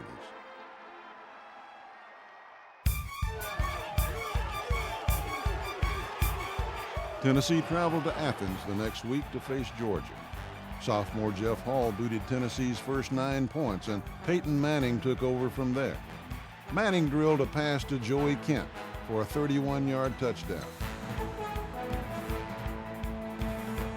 After Georgia scored to draw closer, Manning played the part of magician. Manning sneaks, edges forward, falls down, has no whistle yet. Manning rolling to the right side, motions to throws down into the end zone, and it is touchdown, Tennessee! It was like the play was dead 3 different times. And you know, Peyton showed emotion on the sideline, but the kind of emotion he showed after that play was really, it was Peyton the kid, because that was a sandlot play, the way it turned out. And he was laughing as hard as the other players were, and the fact that they wound up scoring on it. The always amazing Manning lifted Tennessee to a 29-17 win between the hedges. It was Tennessee's 6th straight win in the series. It's Tennessee, it's Alabama. That means for sure it's football time in Tennessee. Alabama came to Neyland Stadium for an October showdown, and Tennessee looked for its 2nd straight win over the Tide. If it was going to happen, Tennessee would have to show some comeback ability. Alabama led 13-0 midway through the 3rd quarter. When the Tide stacked the line, Tennessee could not run the ball. But then Alabama went to the well once too often, and Manning made them pay. 45-40, 35-30, 25-20, 15-10, 5, give him 6. That was really the difference in that ball game. So Joey was the guy that whenever we needed a big play, he was always there. Tennessee was finally on the board, although still trailing 13-6. From there, Jay Graham took control. He pounded at the Alabama defense, and his 4th quarter touchdown tied the game at 13. The valiant Graham then gave Tennessee the lead and a sense of deja vu. He gives the ball off Graham, trucking through the right side of the line. He got running room. Graham turns the corner. He's at the 25, to the 30, to the 35, to the 40, to the 45, to the 50. He has scored, and Tennessee goes 80 yards with Jay Graham. Why not run it every time? It was the longest scoring run in Graham's career. For the game, Graham rushed for 128 yards. Tennessee led 20-13, but it wasn't over. The defense would have to win this one. The Volunteers lead 20-13 over the Crimson Tide. Kitchens back to throw. Kitchens has the ball slashed away from him. There's a scramble for the ball, but Leonard Little hit the arm of the passing Kitchen to jar it loose, and Tennessee ends up with the football as it was Jonathan Brown who recovers the fumble forced by the slashing Leonard Little. After the Alabama win, Tennessee had a stunning loss at Memphis, and I think that detracted too much from what really was an outstanding team that went on, of course, to win over one of the best of the Big Ten, Northwestern, in the Citrus Bowl. Tennessee met the Big Ten champs in Orlando and jumped to a 21-0 lead. Peyton Manning hit sophomore Peerless Price for a 43-yard score. Manning later scored on one of his patented naked bootlegs. 10, 5, give him 6. Manning connected one last time with Joey Kent to make his favorite target's final game in orange memorable. Tennessee finished the season 10-2 and ranked 9th nationally. As he ran off the field victorious, fans urged Peyton Manning to return for his senior season. 408 yards passing was a new Tennessee bowl game record, and many wondered if Manning had anything else to prove. And I think we actually, as solemn as we were as we approached the podium there initially, that everybody said, oh no, you know, he's leaving. I made up my mind. I don't expect to ever look back. I'm going to stay at the University of Tennessee. I just remember the explosion of emotion, just everybody leaping to their feet and screaming at the top of their lungs. It was just such a jubilation.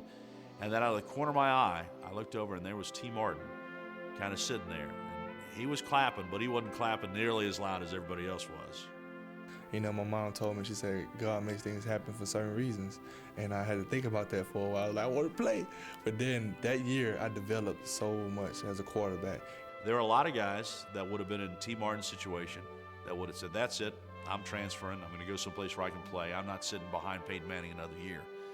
T. Martin didn't do that. I accepted it. You know, I was a team guy, and to me, that was the best decision for that football team. I respect Peyton Manning for his decision to come back, but I also respect T. Martin as much or more for how he handled Peyton coming back. Tennessee fans were thrilled with Peyton Manning's decision to return for his senior season. Hopes for a national championship and a Heisman Trophy were on the Volunteers' wish list. Tennessee opened the 1997 season against Texas Tech, and the senior signal caller riddled the Tech secondary for 310 yards and 5 touchdowns. The Vols won the opener 52-17. Tennessee ventured to the left coast the following week to play UCLA. With all eyes on Manning, the defense took the lead. Touchdown, Corey Gaines. Peyton Manning finally added to the onslaught, and Tennessee sailed to a 24-3 lead. Rush throws the ball down into the end zone. It is touchdown, Big Orange. In the second half, the Bruins mounted a comeback, but linebacker Leonard Little snuffed it out. He was named the SEC's Defensive Player of the Week for his efforts. Tennessee held on 30-24. Tennessee suffered a disappointing loss at Florida in Game 3. Struggling to find a running attack, the Vols turned to a freshman from Atlanta. His name was Jamal Lewis. Checks off at the line. Now gives the ball off to Jamal Lewis, who pops through the left side of the line, turns it on. He's at the 35. Lewis blistered the Rebels for 155 yards. What did he do? Scored for the Volunteers. Tennessee won 31-17. Here's Lewis. The next week against Georgia, give the ball to Jamal became a favorite cheer among Vol fans. Jamal Lewis taps up the middle, breaks to the outside. This will be Lewis. Lewis has the ball to the 35, to the 40, to the 45, to the 50, to the 45. He's tackled as he gets to the 44-yard line. Against his home state, he ran for 232 yards, the most ever by a true freshman at Tennessee. Manning was equally impressive. He became the 5th quarterback in the SEC to throw for over 9,000 yards. It was never a contest, and the Dogs were pounded, 38-13. Tennessee traveled to Legion Field on the 3rd Saturday in October for the annual battle with Alabama. Fullback Sean Bryson took the suspense out of this one early. Touchdown, Sean Bryson. Peyton Manning added 3 touchdowns. Pull down at the 35, 30, cutting to the 25, back to the 15, to the 10, to the 5. Touchdown, Peerless Bryson. Tennessee topped the Tide 38-21. Peyton Manning showed that he had talents other than throwing a football when he took a turn directing the pride of the Southland Band. And those are the things that make Tennessee football so special, because there aren't any other places, I don't think, that really can create so many kind of off-the-field memories as much as Tennessee can. High left pitch will go to Lewis. The tailback needs a block, turns upfield at the 35-40, 45-50, 45-40, 35-30, 25-20, 15-10, 5, yes. The Volunteers were on a roll. Lewis continued running, and Manning continued firing. Manning dumps it out to the right side, pulled down by Lewis, breaks one tackle to the 20, has the ball to the 15, still on his feet at the 10. He's at the 5, 4, 3, 2, 1. Get him 6. When Tennessee traveled to Little Rock, Peyton Manning led a 4th quarter rally to upend Arkansas. Manning throwing the ball deep downfield. The pass is going to be complete at the 15, 10, 5, 4, 3, 2, 1.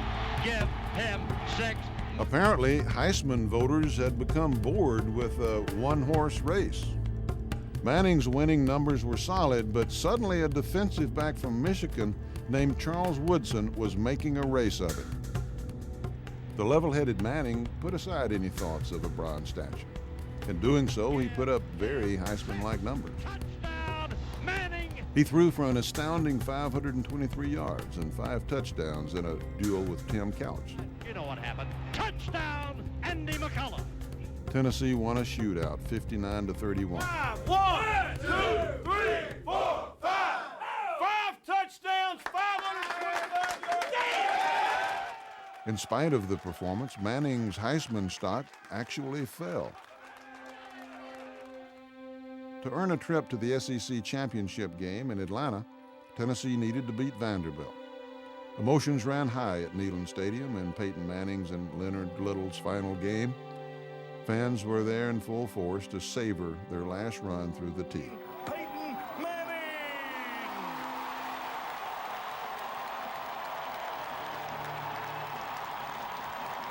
It wasn't easy, but Tennessee sent Manning, Little, and the rest of the seniors out in style. Keeps to the near side. Touchdown, Peyton Manning! The SEC Eastern Division Championship was clinched on this memorable day. Peyton Manning treated the crowd to one more special rendition of Rocky Top before packing for Atlanta. I can remember that just being an exciting week after we beat Vanderbilt in the last home game and kind of staying after on the field with the crowd and just knowing next week we were going to Atlanta. Tennessee had 1 week to get ready for the SEC championship game against its old rival Auburn. The Vols were favored, but in the 6 years since the teams last met, apparently the odds makers forgot what this rivalry was all about. Tennessee struck first. It is touchdown, Tennessee! Auburn came back to score 20 straight points and led 20-10 at the half. Tennessee's defense held the Tigers in the second half to only 66 yards, but the Vols still trailed 27-17. That's when Manning came up big. Manning rolls out to the left, looking into the end zone. Give him 6. Tennessee took the lead for good with a Manning to Nash connection. As Manning throws to the right side, it is grabbed at the 30, breaking a tackle, 35-40, 45-50, 45-40, 35-30, 25-20, 15-10, 5, touchdown, Marcus Nash. The place is jammed. The Big Orange fans are happy.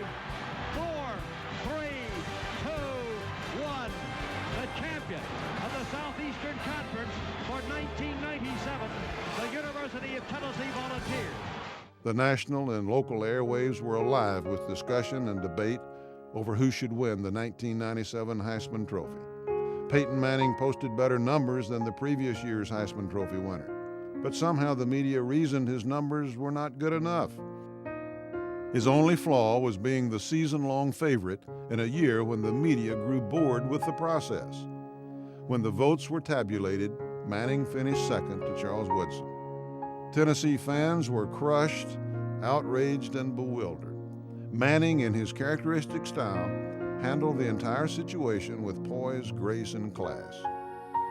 Well, undoubtedly, the fact that Peyton Manning did not win the Heisman Trophy and the fact that Tennessee really was whipped by Nebraska in the Orange Bowl was frustrating, but underneath that Orange Bowl game, probably none of us really realized the silver lining, because that was the birth of T. Martin at quarterback. One of the best 2 weeks, actually, practice that we had was when Peyton was injured after the SEC championship, and T could feel that this team was his and at that particular time, and possibly he would be the starter in a national championship game against Nebraska. And I think our confidence in him soared at that particular time, and the team's confidence in him, because he managed it so well. Tennessee lost to Nebraska, but learned a valuable lesson. Physical play wins championships. Fond farewells to Tennessee icons were fresh in the minds of fans when suddenly it was revealed there would be one more departure from the ranks of Tennessee legends. All of us have decided that the upcoming year, 1998-99, will be my final year broadcasting for the University of Tennessee. I think I was like everybody else. I was stunned. It was hard to imagine Tennessee football on the Vol Network without John Ward. It's time. 1998 would be the last go-around for the voice of the Vols after 31 years. But what a way to go. Graduation took a heavy toll on the volunteer squad. Tennessee lost 6 All-SEC performers. A promising team returned, but skeptics wondered aloud how Tennessee could replace that much talent. They had something special about them in the offseason. They felt like they had a lot to prove after losing some great players, and a lot of people were writing them off as somewhat of a rebuilding year, but going all the way back to the January offseason, they started working and bonding as a football team, and we had the really good spring, the really good summer, and you just felt starting the season, this is going to be a special team. We didn't have any true superstars. We were just a unified team. Hard work, solid fundamentals, and teamwork were the watchwords for this squad. The magic moment is here. Ladies and gentlemen, it's football time in Tennessee. The post-Peyton Manning era began September 5, 1998. Give him 6. T. Martin waited 2 years for his chance. That it came in front of a hostile sellout crowd at the Carrier Dome in Syracuse mattered not to Martin. You know, you have to understand when T. Martin started as a junior, the jury was still out whether or not he could play. There was a lot of doubters. Didn't anybody think that his first season could come in and do the things that he done, but only the team knew that T. Martin was a great athlete. When it was my time to start, man, it was my time to go out and have fun with the guys, and that's all I did. He never backed away from a challenge, and this was no time to start. The second half was a shootout. Tennessee led 24-13 after 3 quarters, but Syracuse put 20 points on the board in the fourth. T. Martin remained unfazed. Run with that football, 20, 25, 30. Martin to throw. Here's the alley-oop into the end zone. Touchdown, Peerless Price. Syracuse banged home 2 field goals to take the lead, 33-31. Tennessee's back was against the wall, and Martin handled the assignment flawlessly. Just a different type of kid. His approach was different. He was looser. And I think, maybe that's one of the reasons, like in the Syracuse game, there were situations where the kids were still trying to adjust to him because Peyton was such a take-charge guy. T was take charge, but it was in a totally different way. Yes, sir, Tennessee wins. The Volunteers defeat Syracuse. I do not believe it. The win over the Orangemen gave Tennessee confidence and momentum as the Florida Gators came to Neyland Stadium 2 weeks later. Attendance records were once again shattered, and for good reason. For an early season game, the stakes in this series were always high.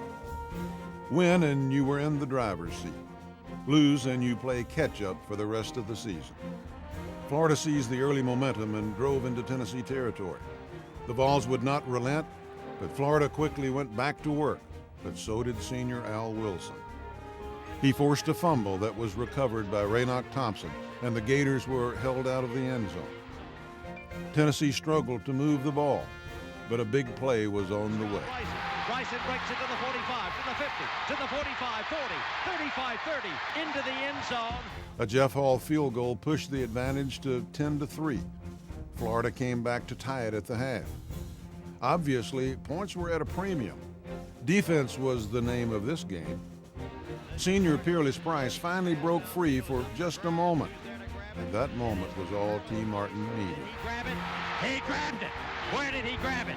In the end zone. Florida countered, and the game was tied at 17. The fourth quarter went scoreless, thanks in large part to sophomore Deion Grant. Intercepted, pulled away by Deion Grant. For the first time in Tennessee football history, there was going to be overtime. The kick by Hall is in the air. The kick by Hall is good. Hall was true from 41 yards, and the Volunteers had a 3-point overtime advantage. If Tennessee was to win, it was up to the defense.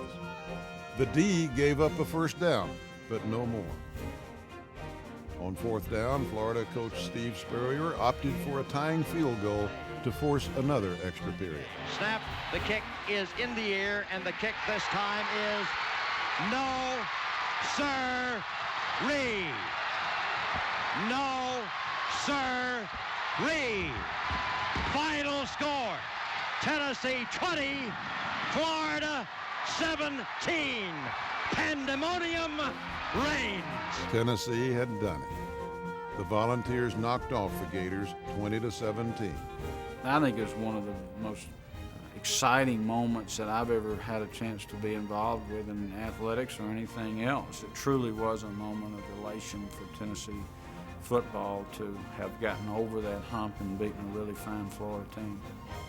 It would go down as a landmark win and propel the Vols into the lead of the SEC East Championship race. And I tell you what, we owe a huge, huge hip-hip hooray for our defense. Yeah! Next on the Vol quest came a trip to the plains of Auburn, Alabama.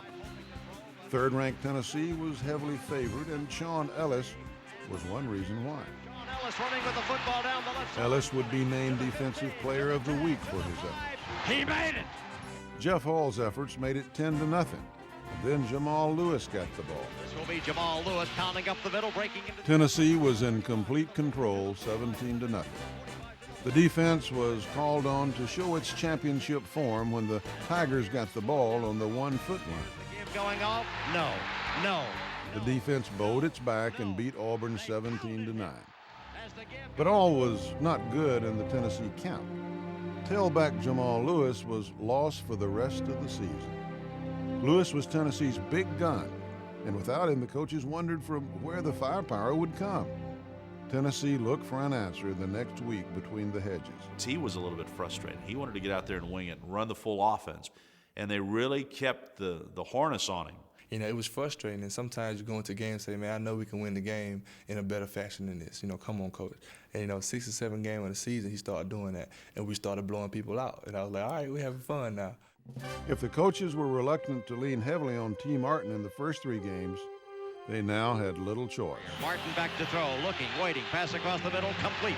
Tennessee went to the air more in this game and relied on the talents of Martin. This is Martin, faking, looking, pass into the end zone is... Give it to him. Touchdown! The junior quarterback showed the coaches that they could win without Jamal Lewis, especially when the dynamic duo of Travis Henry and Travis Stevens lined up behind him.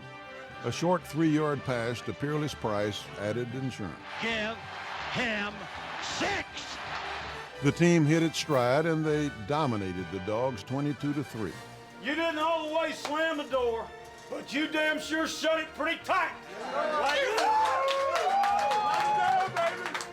because right now, you are one of the finest football teams in America. Tennessee was 5-0, headed into the showdown with Alabama. It's Alabama, and it's football time in Tennessee. In workmanlike fashion, T. Martin directed the Vols to 2 first-half scores.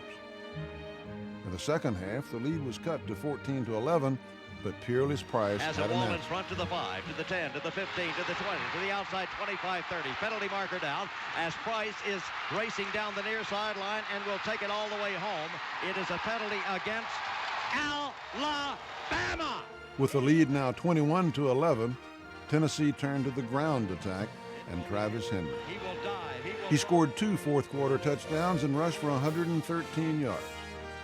Tennessee turned back the Tide, 35-18.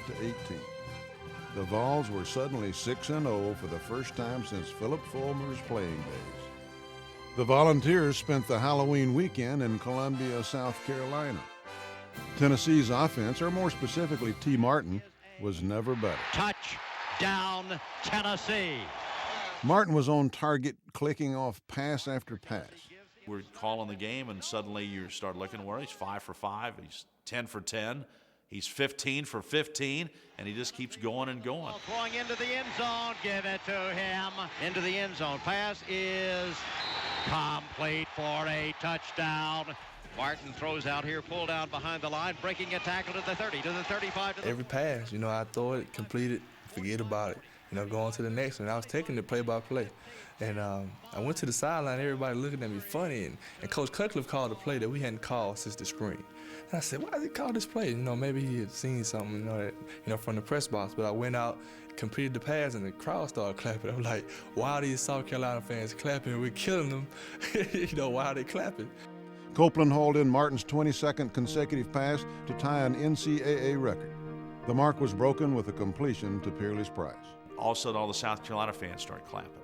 And that was the real special thing about it. I think everybody knew that they had just seen something they'll never see again. And T. Martin was so flawless that day. It's hard to imagine anybody could play quarterback at Tennessee any better than T. Martin did that day. It was amazing. It was a blessing. I still don't know how I did it. If I can go out right now and try to throw it to you 24 times, I don't know if I could make it. Tennessee rolled to a 49-14 win on this record-setting day. All time!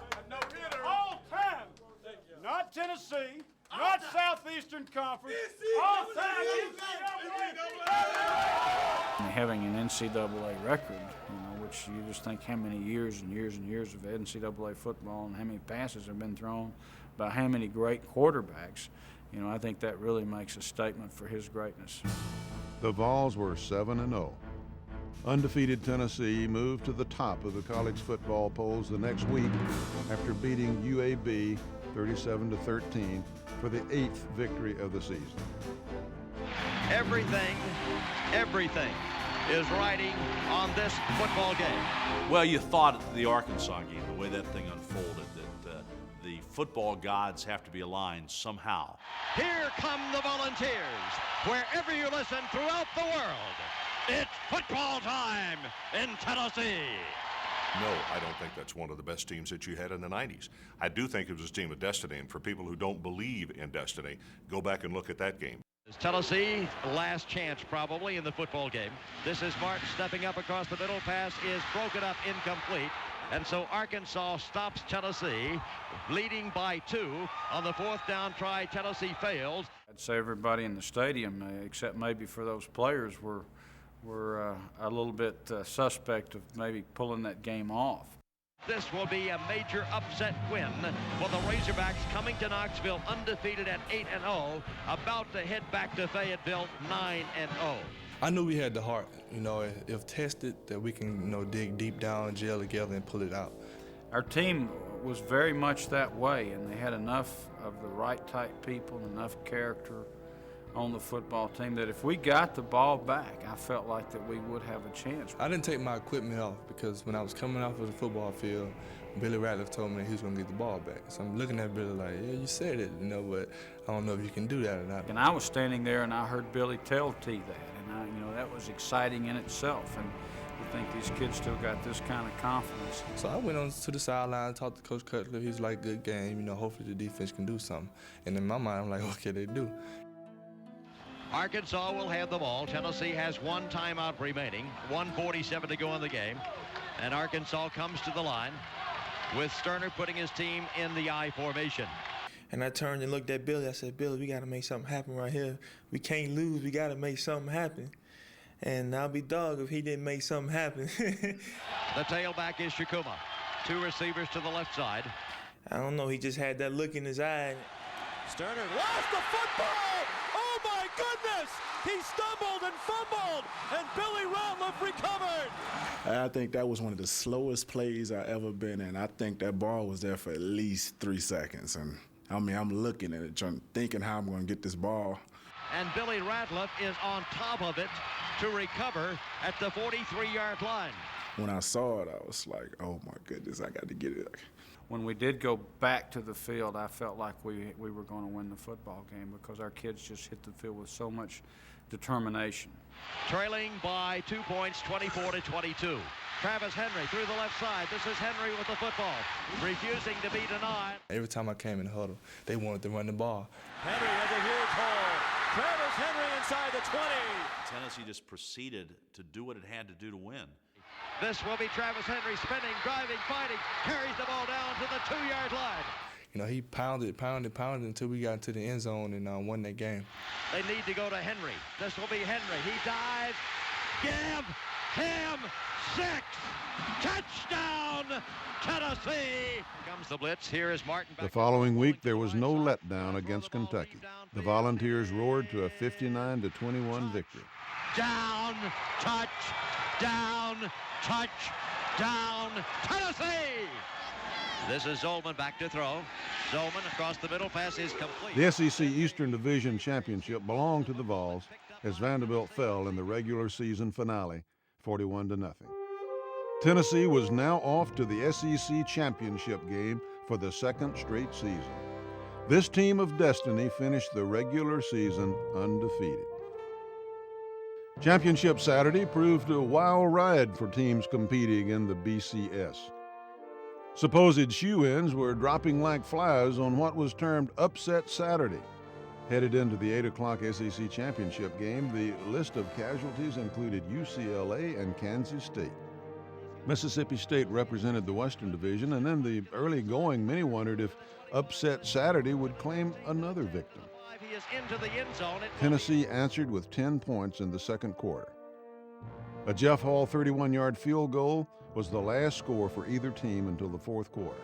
The Bulldogs had only 65 yards rushing all night, but its kicking game kept the upset bid alive. Now, with less than 9 minutes to go, Tennessee was forced into comeback mode again. T. Martin had been there before. It is 6 big points. Give him a TD. Tennessee led 17-14. It was enough for the win, but a little insurance never hurt, so Corey Terry forced a fumble. After Eric Westmoreland recovered, Tennessee went for the knockout blow. Looking into the end zone, downfield, it will be Wilson. Give it to him. I think that was one of the happiest moments of our team because, I mean, that shut the doors for anything. Any questions that anybody had that is Tennessee ready to play in the Fiesta Bowl? The Volunteers were now 12-0 and had won back-to-back SEC championships for the second time in a decade. It was a wonderful way to say goodbye to a great offensive coordinator. David Cutcliffe was leaving Tennessee to accept the head coaching position with Ole Miss. There was one bit of business left in the 1998 season. Thanks to the day's upsets of BCS contenders, a far more imposing contender rose from the rubble. Florida State would meet Tennessee in the Fiesta Bowl for all the marbles. I don't think anybody was intimidated about playing against, quote, Bobby Bowden in the Florida State Seminoles. I think our team looked forward to it. They were very confident going in. I remember Mike Gottfried and I talked, and I said, I don't have any question in my mind that they're not going to win the national championship because this team is supposed to win. It's just been written that way. I'll tell you again, guys, I love every one of you. I love what you stand for. I love how you've gone about your business this year. I love the way we've grown as a football team. We have an opportunity in front of us tonight that doesn't come around every day. As I told you, 47 years since Tennessee football players have pulled on that orange shirt and had a chance to compete for a national championship. It doesn't get any better than this. Lay it on the line. You do not have to play perfect, but play your butts off. Take a lot of pride in those orange shirts, guys, as we get that field tonight. We can't put but 11 on the field, and that's all they can put out there at a single time. 11 on 11, man on man, heart versus heart, draw that sand, that line in the sand. Okay, and step across and take what you want tonight because it's there for you. The BCS couldn't have asked for a more beautiful setting for its marquee matchup. I remember looking up, right before kickoff, right before the ball was kicked off, and all the flashes, everybody taking pictures. It was amazing just to see all the lights going. But I was so focused on what I had to do. They could have dropped the bomb in the middle of the field. I probably wouldn't have even saw it. I was just so focused on Florida State. I had film study. We had won 12 games in a row, and by no means I let that last one slip through my fingers. What time is it? As Tennessee comes barreling out onto the greensward of the Fiesta Bowl in Tempe, Arizona. It's football time in Tennessee. My thoughts were, just to lay it all on the line. Don't leave anything out there on the field. You have 60 minutes to prove to the whole world that you're number one. New offensive coordinator Randy Sanders cut his teeth in the biggest game of the year. The game was scoreless in the first quarter, but that changed early in the second. Caught 3, 2, 1. Give him 6. Tennessee led 7-0. Tennessee. FSU quarterback Marcus Outson wanted to get the ball to All-American receiver Peter Warwick, and Dwayne Goodrich made him pay. Intercepted Tennessee at the 45, to the 50, to the 45, to the 40, to the 35, to the 30, to the 25, to the 20. Touchdown, Tennessee! T. Martin's work wasn't finished. Up by only 5 in the fourth quarter, Martin looked for breathing room. Got in the hold, I said, Peter, look, man, I'm going to fake. As soon as I come out of this fake, I'm throwing that ball. You just run down the field, I'm putting it down there. Gonna throw the ball long downfield for Fearless Bright. It is complete. He makes the catch at the 45. He's at the 40. Tennessee was the national champion. Just give it to him. This team of destiny would not accept defeat. It was the first time in school history a team had ever won 13 games. Tonight you represented the state of Tennessee, and the men that have worn that orange shirt, it's taken 47 years to get it back in Knoxville, Tennessee, but tonight you got the national championship. Hip, hip, hooray! T. Martin waited 2 years to show the fans what he could do. Now he was a national champion and undefeated as a starter. It was one of the greatest feelings of my life, really, as far as playing football. You know, to be in the biggest game of college football and having such a big contribution to the team's winning effort. You know, and thanks to my teammates and coaching staff, they let us go out and play ball, and we brought it home. It was a night and a season that will never be forgotten. And for the retiring John Ward, he finally uttered the words fans had waited long enough to hear. 5, 4, 3, 2, 1. The national champion is clad in big orange. Plenty of players were returning from the national championship team, but one new starter would have to be named before the Vols could take the first snap of 1999. Bob Kessling was named as the new voice of Tennessee football. The strength of the Vol Network then and into the future will always be the people who listen. And I shared those thoughts with Bob Kessling. He did send me a note when I got the job, and it was just a brief, as most of his notes are, very brief. It just said, have fun and get the score right. Crowd stands, stops the feet. Klein back, flips it out. It's intercepted, first play. That's going to be a touchdown, Tennessee. The 99 season was different as just somebody watching the game. It was tough, the loss at Florida, but it was invigorating to see Tennessee play well against Auburn. Handoff Henry up the middle. Gets a block from Coleman. Breaks it to the 20, to the 15. Travis Henry scores for Tennessee. The romp over Auburn carried over the next week in a romp over Georgia. Tennessee didn't just beat Georgia in '99, they humiliated Georgia. Tennessee won big over the Dogs, 37-20. Next up for Tennessee, a trip to Tuscaloosa. Man, coming out, I had to really control my emotions because it was the biggest crowd to ever witness a football game in the state of Alabama history. And when the ball finally kicked off, Coach Sanders said, hey, we're going to go deep first play of the game. And with that mentality, it really helped me play that game. I knew we wanted to be aggressive. I knew we wanted to just kick their butt. T. Martin rolls left, racing for the end zone. T. Martin in, touchdown, T. Martin. T. Martin iced the game in the fourth quarter, and the Volunteers extended the win streak to 5 straight over the Crimson Tide. You know, I haven't lost to any school from Alabama, so when I go back home, I can hold my head up high. After a victory over South Carolina, Tennessee was back on top of the BCS heap at 6-1. Two of the great names in college football renewed their rivalry on a beautiful November night in Knoxville. Touchdown, Tennessee. T. Martin put the game away in the fourth quarter as Tennessee beat Notre Dame 38-14. Things just didn't fall like they did the year before, but they rarely ever do. You know, the 1999 season proved that great things happen to Tennessee fans. Just imagine that a 9-2 season is disappointing. It's hard to believe, really, because it was a great year, and of course, the win over Vanderbilt was the 100th win of the 1990s.